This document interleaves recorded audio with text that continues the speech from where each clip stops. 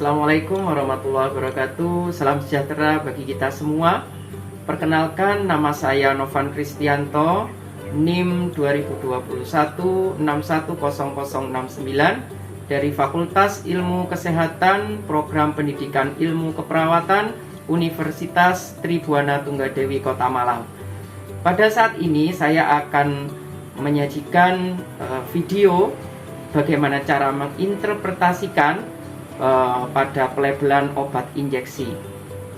Tugas ini atau video ini dibuat untuk memenuhi penugasan ujian akhir semester mata kuliah farmakologi yang diasuh oleh Ibu Susmini. Mari kita simak video bagaimana cara menginterpretasikan pelabelan pada obat injeksi bersama-sama. Baik, saat ini saya memiliki dua jenis obat dengan sediaan vial ya. Ini vial ya, yang satu ada OMZ atau omeprazol, yang satunya ada kanamisin. Ya, saya akan menjelaskan label pada obat injeksi, terutama pada vial ya. Yang pertama kita akan melihat dulu kemasan ya. Kemasannya ini biasanya kalau masih utuh, karena ini sudah ini ya, sudah dibuka ya. Ini ada segelnya. Jadi segelnya seperti aluminium foil untuk menutup lapisan karet ya, untuk area penusukan. Ya, ini untuk menyedot ya, untuk mengoplos dan menyedot obat ya. Ini ya. Ini kita perhatikan dulu sebelum kita menggunakan keutuhan dari kemasan ya, botolnya ada retak atau tidak ya, ada kerusakan atau tidak, itu harus kita cek.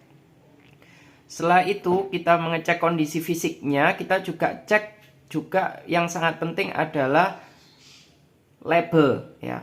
Di sini akan terdapat label obat injeksi ya. Ini vial ya. Kita lihat dulu nama obatnya. Ini ada kanamisin meji. Ini nama toko ya, kanamisin meji. Isinya adalah kanamisin sulfat ya. Ini bisa kita lihat bersama. Ini nama tokonya ya, nama pasarnya kanamisin meiji. Tapi isinya adalah kanamisin sulfat ya. Lalu kita perhatikan di sini bentuk atau sediaannya adalah berupa powder ya, powder for injection. Jadi ini vial ya, serbuk. Jadi perlu diencerkan dengan pelarut ya, WF water for injection, WFI ya. Jadi kita campurkan nanti untuk mengencerkan atau melarutkan kanamisin sulfat ini ya, dalam berupa powder. Setelah itu kita perhatikan ini ya, logo obatnya ya. Ini artinya adalah ini tergolong atau termasuk ke dalam obat keras ya. Jadi ada warna merah dan dalam lingkaran ya, ada warna merah dan huruf K, warna hitam. Ini berarti kode obat ini adalah obat keras. Ya. Ini kita lihat ya, setelah bentuk sediaannya ini ya, bentuknya adalah vial ya. Kanamisin sulfat ya. Kanamisin sulfat equivalent to kanamisin 1 gram. Jadi ada isinya, ada kanamisinnya 1 gram. Ya. Setelah itu di sini juga harus kita lihat ya. Di sini ada tulisan dosis, indikasi, kontraindikasi, precaution, side effect, extra. Ini dapat kita lihat pada selebaran yang ada di dalam kardus ya. Karena ini tidak ada kardusnya, jadi ini juga perlu kita baca ya. Ini kalau masih baru bisa kita lihat ya. Ada penjelasan indikasi, kontraindikasi, lalu dosisnya, precaution, efeknya, itu dapat kita lihat di selebaran yang ada di dalam kemasan dari obat kanamisin meiji ini. Lalu di sini juga ada tulisan simpan ya di dalam suhu 30 derajat Celcius ya. Jadi suhunya sejuk ya, tidak boleh panas ya. Karena ini dapat menggumpal nanti serbuknya. Nah ini juga perlu diperhatikan, harus dengan resep dokter. Ya. Lalu di sini ada juga lisensi ya, Beimeiji Seikaya, ini pabriknya yang memproduksi ya, ada di Tokyo, di Jepang. Lalu di sini tertera harga.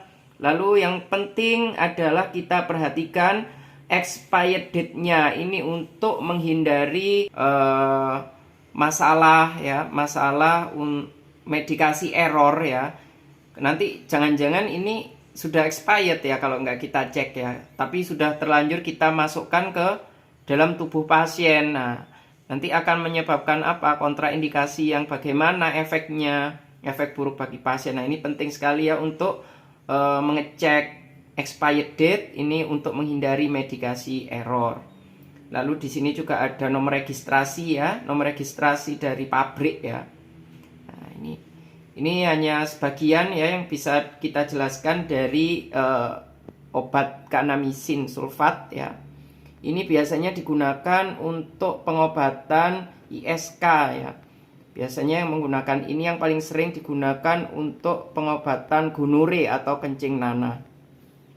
Baik, yang kedua saya memiliki juga vial ini OMZ ya atau omeprazol ya.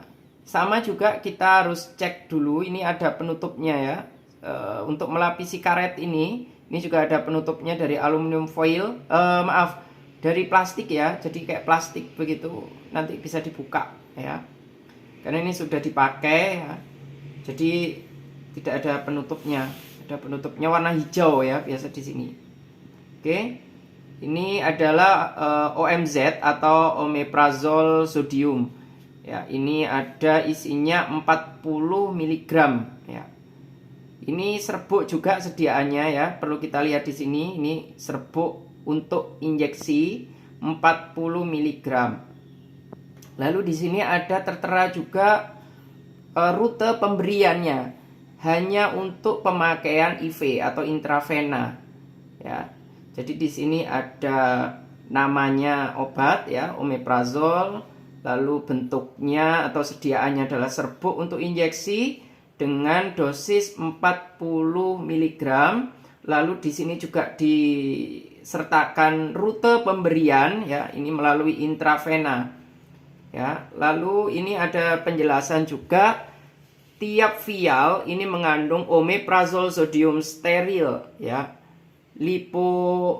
Lipohilizid setara dengan omeprazol 40 mg.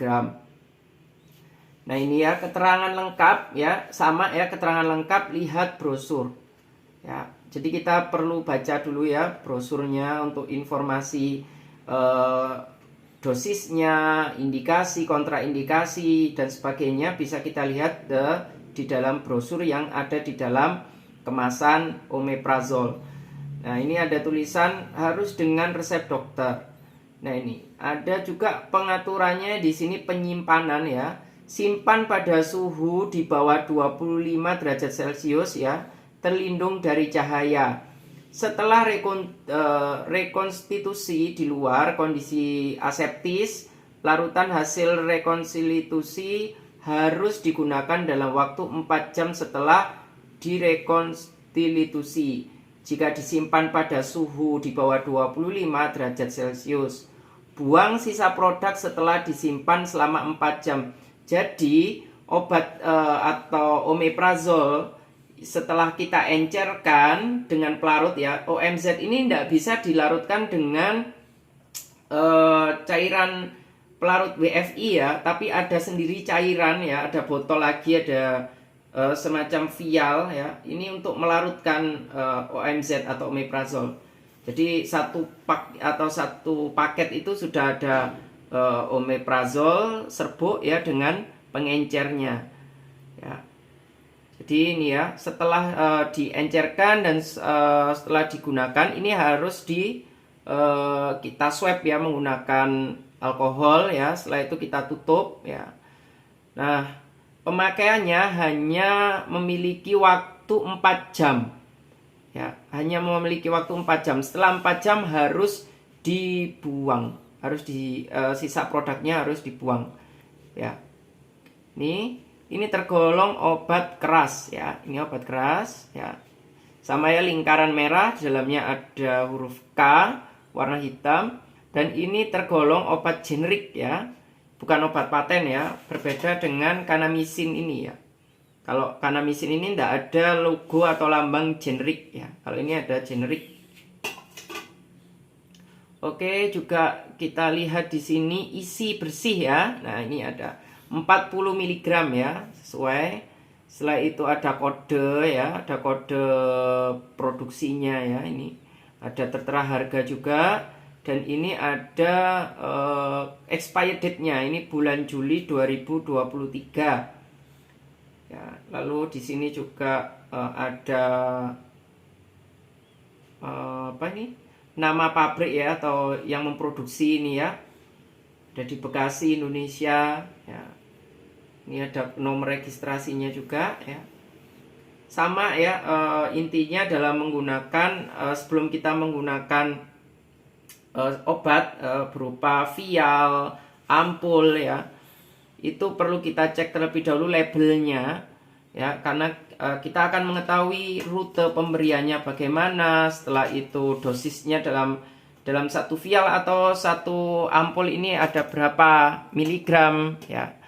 Jadi itu pentingnya kita membaca label obat injeksi.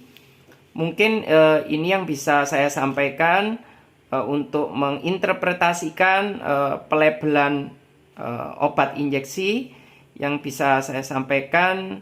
Kurang lebihnya saya mohon maaf. Wassalamualaikum warahmatullahi wabarakatuh. Salam sehat bagi kita semuanya.